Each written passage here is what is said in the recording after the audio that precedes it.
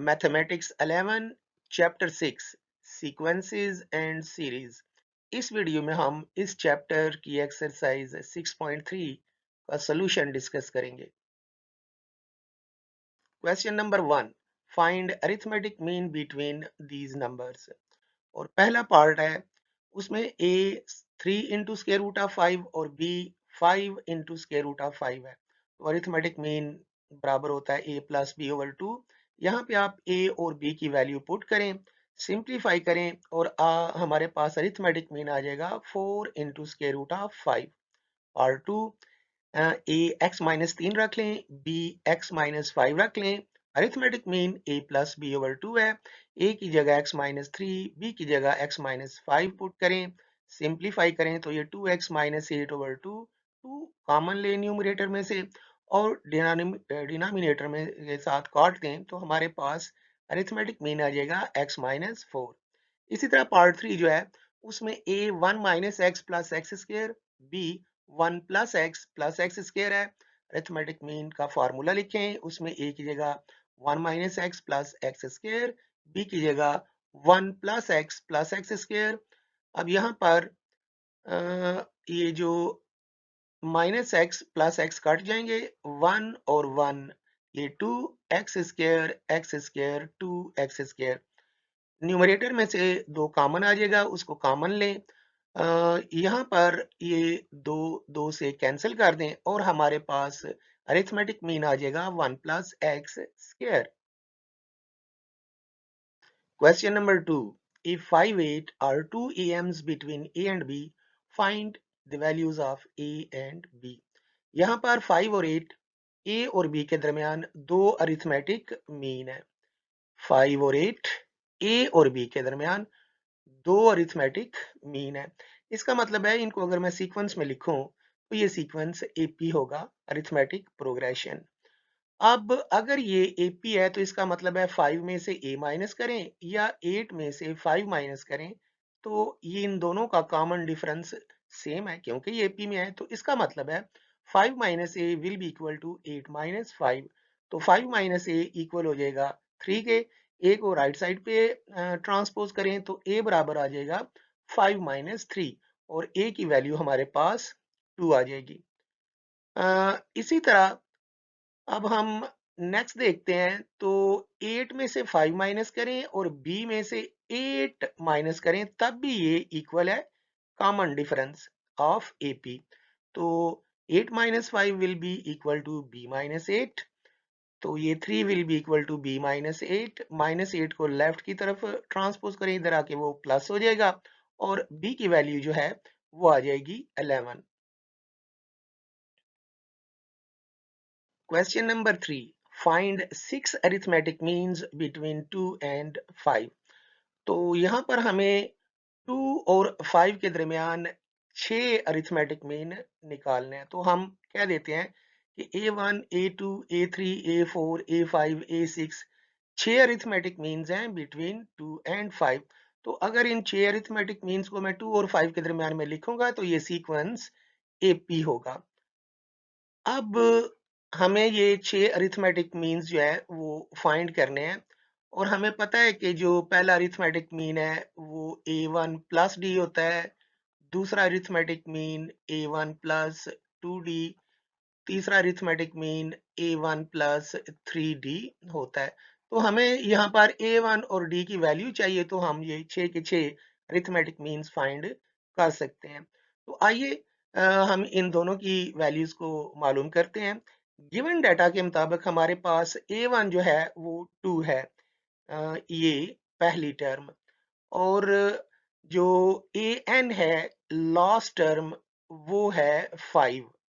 अब हम अ, तादाद गिनते हैं तो 6 अरिथमेटिक मीन और दो टर्म्स 2 और 5 और ये टोटल हो जाएगा, n कितना बन जाएगा 8। और यहाँ से हम d को फाइंड करते हैं। तो फार्मूला इस्तेमाल करते हैं अरिथमेटिक प्रोग्रेशन की nth टर्म का, an is equal to a1 plus n minus 1d। यहाँ पर हम वैल्यूज रिप्लेस करते हैं an की, a1 की और n की। ये हमने an की जगह 5, a1 की जगह 2 और n की जगह 8 पुट कर दिया। तो 2 को लेफ्ट साइड पे ले जाएं, वो माइनस हो जाएगा। 5 minus 2 will be equal to 7d। 8 में से 1 जाएगा तो 7 आ जाएगा। तो ये 3 will be equal to 7d, और d की वैल्यू जो है वो आ जाएगी 3/7। तो अब हम जो पहला अरिथमेटिक मीन है वो फाइंड करते हैं। वो होगा a1 प्लस डी। यहाँ पर a1 और d की वैल्यू पुट करें, एलसीएम लें। एलसीएम लेने के बाद हमारे पास पहला अरिथमेटिक मीन जो है वो आ जाएगा 17/7। इसी तरह second arithmetic mean a1 plus 2d है। इसमें भी आप a1 और d की वैल्यू पुट करें, सिंप्लीफाई करें, और हमारे पास सेकंड अरिथमेटिक मीन आएगा 20/7। इसी तरह a3 जो है वो a1 प्लस 3d होगा। वैल्यूज पुट करें, सिंप्लीफाई करें, और हमारे पास a3 जो है वो आ जाएगा 23/7। a4 होगा a1 प्लस 4d। वैल्यूज को पुट करें, a1 की जगह 2, d की जगह 3/7। सिंप्लीफाई करें, एलसीएम लें। 14 प्लस 12/7, तो ये हमारे पास a4 आ जाएगा 26/7। इसी तरह a5 जो है a1 प्लस 5d। a1 की जगह 2, d की जगह 3/7 पुट करें, एलसीएम लें, सिंप्लीफाई करें, और a5 आ जाएगा 29/7। इसी तरह जो a6 है a1 प्लस 6d। यहाँ पर भी a1 और d की वैल्यू पुट करें, सिंप्लीफाई करें, और हमारे पास a6 आ जाएगा 32/7। Question number 4. Find four arithmetic means between square root of 2 and 12 over square root of 2. तो यहाँ पर हम square root of 2 और 12 over square root of 2 के दरमियान चार अरिथमेटिक मीन लेते हैं। तो अगर मैं इनको सीक्वेंस में लिखूंगा तो ये सीक्वेंस बनेगा एपी। अब यहाँ पर हम जो उसी तरह बिल्कुल हमें मालूम है कि a1 पहला अरिथमेटिक मीन बराबर होता है a1 plus D. Second arithmetic mean a1 plus 2d and so on. तो हमें a1 और d चाहिए। तो आइए a1 और d को फाइंड कर लेते हैं। गिवन डाटा में हमारे पास जो a1 है वो स्क्वायर रूट ऑफ टी 2 है। जो an है वो हमारे पास 12 ओवर स्क्वायर रूट ऑफ 2 है।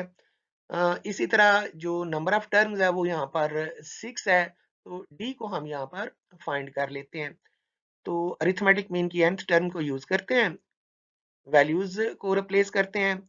यहाँ पर हमने an की जगह 12 over square root of 2 put किया, a1 की जगह स्क्वायर रूट ऑफ 2 और n की जगह 6। तो ये जो स्क्वायर रूट ऑफ 2 है उसे लेफ्ट साइड की तरफ लेके जाते हैं, उधर जाके ये माइनस हो जाएगा। तो हमारे पास ये एक्सप्रेशन बनेगा 12 over square root of 2 minus square root of 2 is equal to 5d। 6 में से 5 माइनस होगा तो 5d आ जाएगा। लेफ्ट साइड पे हम एलसीएम लेते हैं तो हमारे पास 12 minus 2 over square root of 2 आ जाएगा। ये स्क्वायर रूट ऑफ 2 इस स्क्वायर रूट ऑफ 2 से मल्टीप्लाई होगा तो square root of 2 whole square बनेगा, जो कि सिंप्लीफाई होकर सिर्फ 2 आ जाएगा, जो यहाँ पे हमने लिख दिया। तो 10 over square root of 2 will be equal to 5d, और d हमारे पास आ जाएगा 2 ओवर स्क्वायर रूट ऑफ 2। ये 5 इस 10 को काटेगा और ये 2 बचेगा। तो सिंप्लीफाई करने के बाद हमारे पास d आ जाएगा स्क्वायर रूट ऑफ 2। अब पहला अरिथमेटिक मीन लिखते हैं a1 प्लस डी। यहाँ पर आप वैल्यूज पुट कर दें, a1 की जगह स्क्वायर रूट ऑफ 2 और d की जगह भी स्क्वायर रूट ऑफ 2, दोनों जमा होंगे तो 2 इंटू स्क्वायर रूट ऑफ 2 पहला arithmetic mean. Second arithmetic mean a1 plus 2d है। वैल्यूज पुट करें a1 और d की। अब यहाँ पर 1 और 2 ये 3 इंटू स्क्वायर रूट ऑफ 2 आ जाएगा। इसी तरह a3 जो है a1 प्लस 3d है। वैल्यूज पुट कर दें यहाँ पर, तो हमारे पास a3 जो है आ जाएगा 4 इंटू स्क्वायर रूट ऑफ 2। इसी तरह last a4 a1 plus 4d है। यहाँ पे आप वैल्यूज पुट कर दें और हमारे पास आखिरी फोर्थ अरिथमेटिक मीन आ जाएगा 5 into square root of 2। Question number 5. Insert 7 AMs between 4 and 8. तो यहाँ पे हम 4 और 8 के दरमियान 7 अरिथमेटिक मीन्स ले लेते हैं, A1, A2, A3, A4, A5, A6 और A7। तो इनको सीक्वेंस में लिखते हैं। तो ये सीक्वेंस होगा AP अरिथमेटिक प्रोग्रेशन। तो यहाँ पर हम जानते हैं कि पहला arithmetic mean a1 plus D होता है, दूसरा अरिथमेटिक मीन जो है वो a1 प्लस 2d होगा और इसी तरह a3, a4, a5 and so on होगा। तो हमें यहाँ पर a1 और d की वैल्यू चाहिए, तो आइए फाइंड करते हैं।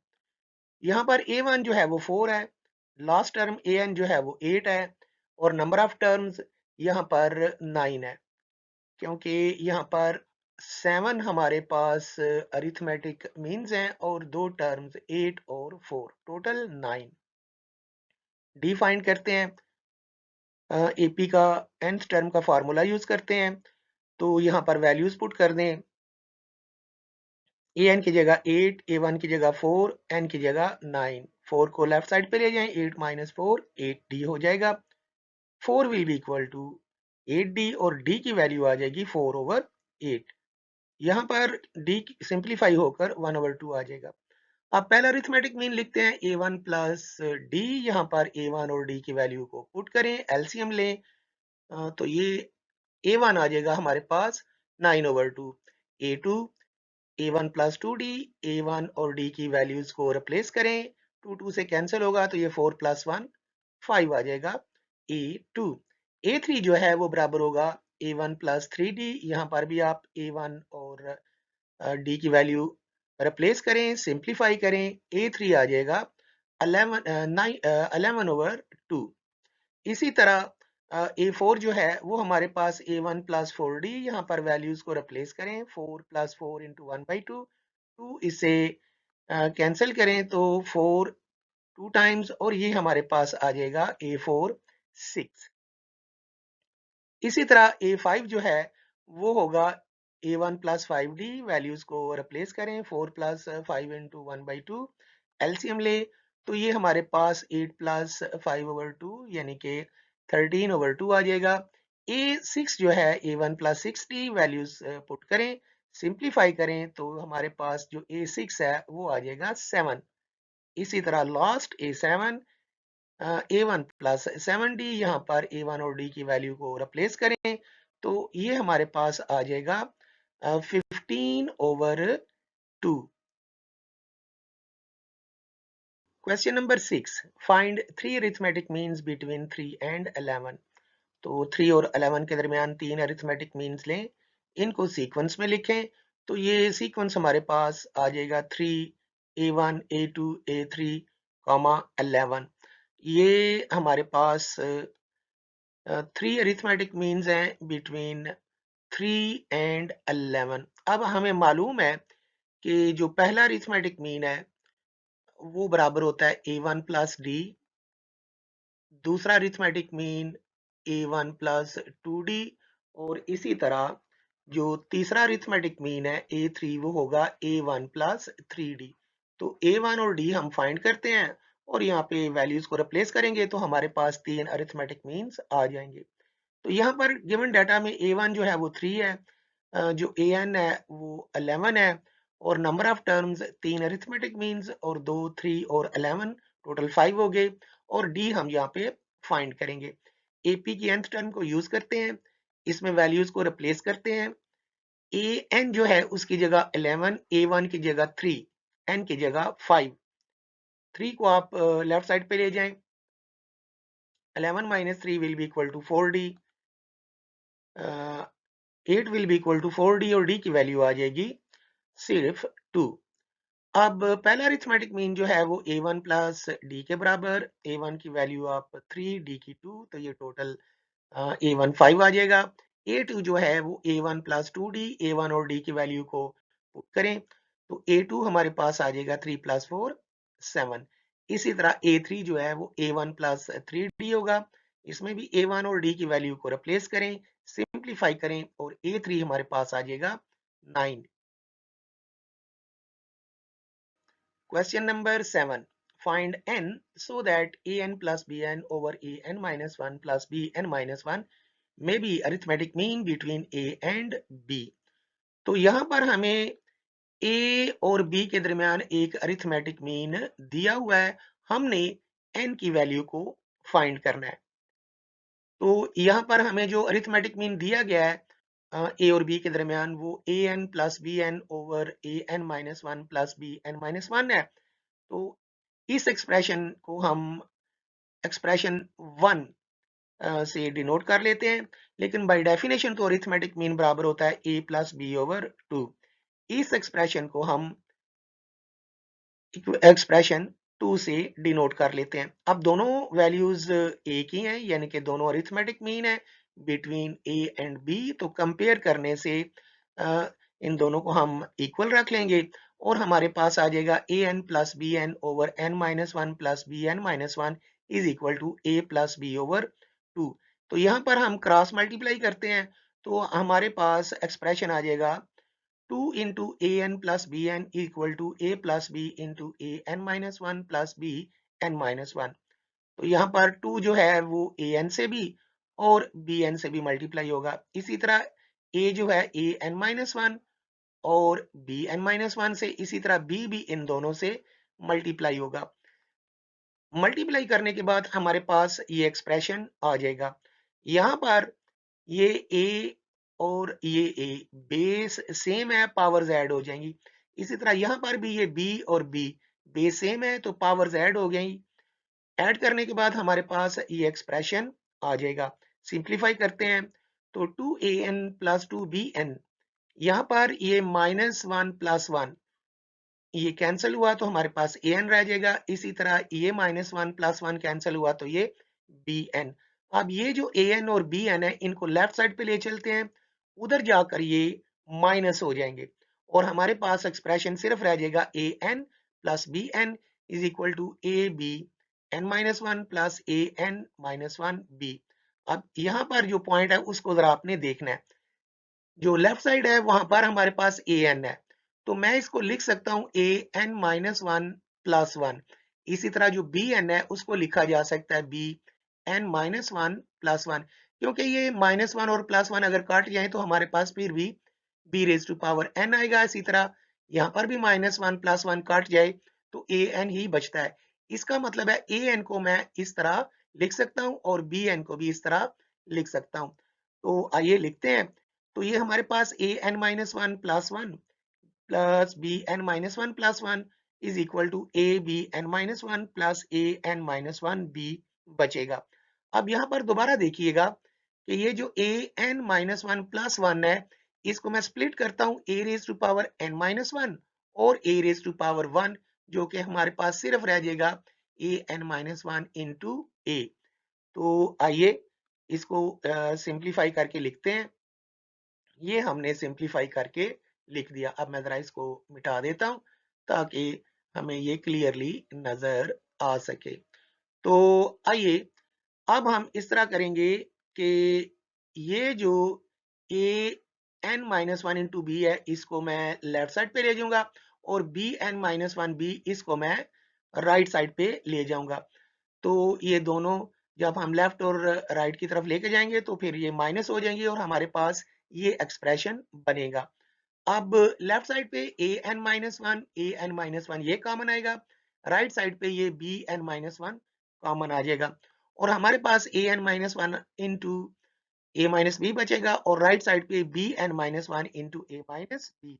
अब हम ये ए माइनस बी से कैंसिल करेंगे और हमारे पास ए एन माइनस वन आ जाएगा बी एन माइनस वन के। तो दोनों तरफ बी एन माइनस वन से डिवाइड करें तो हमारे पास A N minus one over b N minus one equal आ जाएगा वन के। यहाँ पर ये ए एन माइनस वन और ये दोनों तरफ मैं डिवाइड करके दिखा देता हूँ।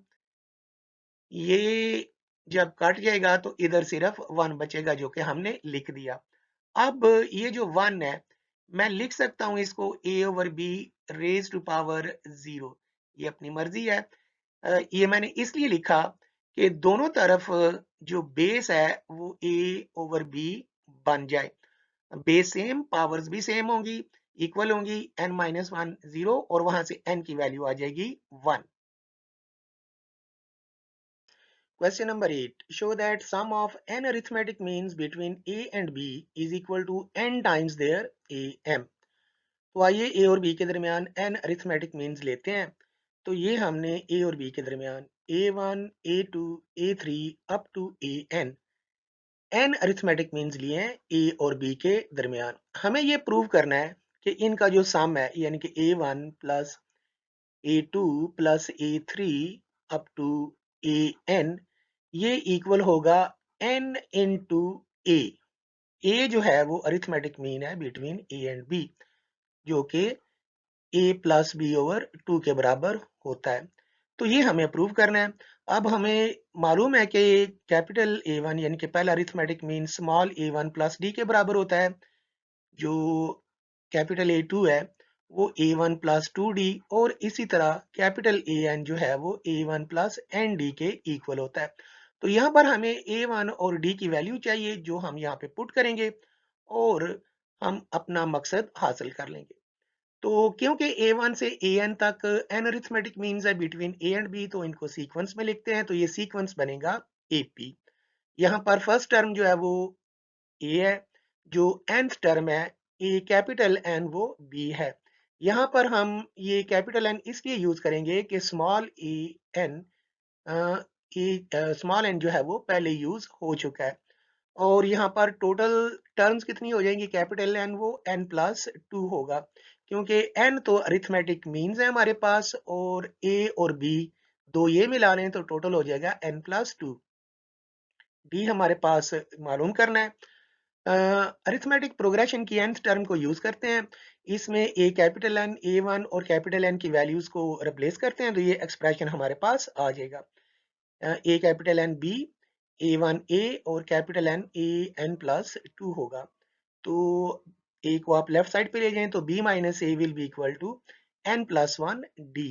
ये प्लस 2 और माइनस 1 ये प्लस 1 रह जाएगा और d की वैल्यू यहाँ पर आ जाएगी हमारे पास b minus a over n plus 1।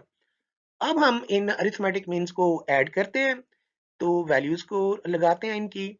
ये a1 जो है a1 plus d, a2 a1 plus 2d, a3 जो है a1 प्लस 3d और an a1 प्लस nd। यहाँ पे हम a1 a1 a1 इनको इकट्ठा करेंगे और जो d वाली टर्म्स हैं उनको आपस में इकट्ठा करके लिख लेते हैं तो कुछ ये एक्सप्रेशन हमारे पास आ जाएगा। अब यहाँ से हम d को कॉमन लेते हैं। कॉमन लेने के बाद ये एक्सप्रेशन हमारे पास आ जाएगा।